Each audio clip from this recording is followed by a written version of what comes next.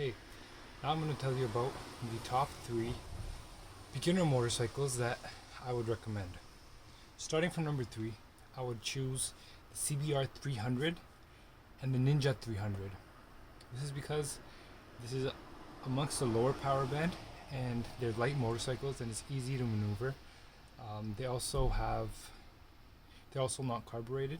It's easier for the beginning riders to be able to adapt, and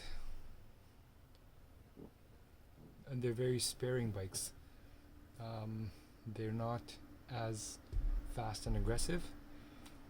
The only downside I see here is that they're not as powerful and you can grow out of these really quick. For number 2, I would choose the Yamaha R3. You can also get this bike on a budget as well, and they look really nice. The aesthetics it's like well put together. It is a light bike. It's not something heavy, and it won't feel like a cheap bike. All these bikes are like pretty decent. You can learn on them, and you do have time to grow on these. And for number 1, I would choose a Kawasaki Ninja 400. I love these bikes. I've had, I think, 2 of them before. They ride amazing. The power is good. The handling is good. They maneuver like how you'd expect. However you want them to do, they do that. It fits the bill and everything. It's going to take you a longer time to outgrow a bike like the Ninja 400. The acceleration is quite good for being a 400. So as a beginner bike, it gives you like a differential to play with. You're not going to be touching the leader bikes or anything over 500. I wouldn't recommend, because the bikes are getting heavier and it's hard to move around and control that power. I would not recommend anything over 500, and I wouldn't recommend a 125 or a 250 unless you're like really a beginner and like you have no clue how the clutch and the accelerator is working. Then I would say that don't touch anything else. Don't touch anything bigger than a 125cc. So if you don't know and if you're learning, then even on the 125, like, you got to do your research. You got to check.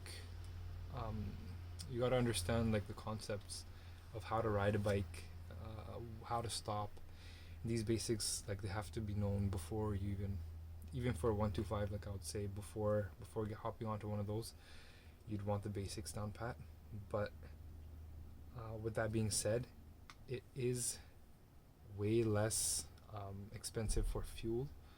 But who buys a bike for fuel? So you would want to stick with the 300, the R3, and the 400cc.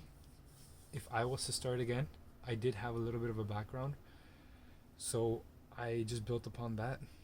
If I was to start again, I think the 400 is a perfect bike, and that's what I would recommend. You can get them on a budget. I believe like the 2011s go for something around the range of 3,000. The R3 as well, the same thing.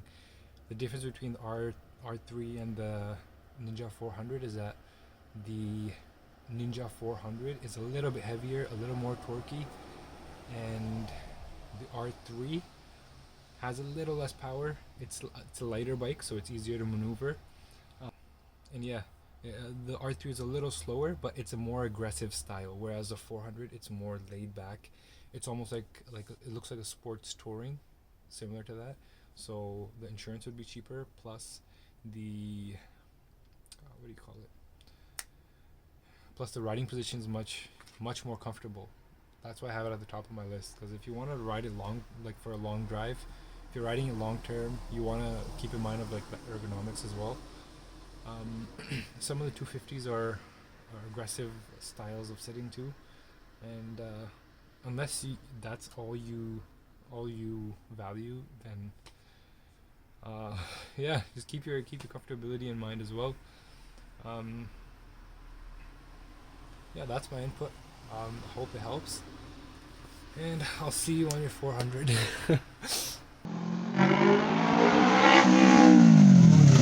Ole.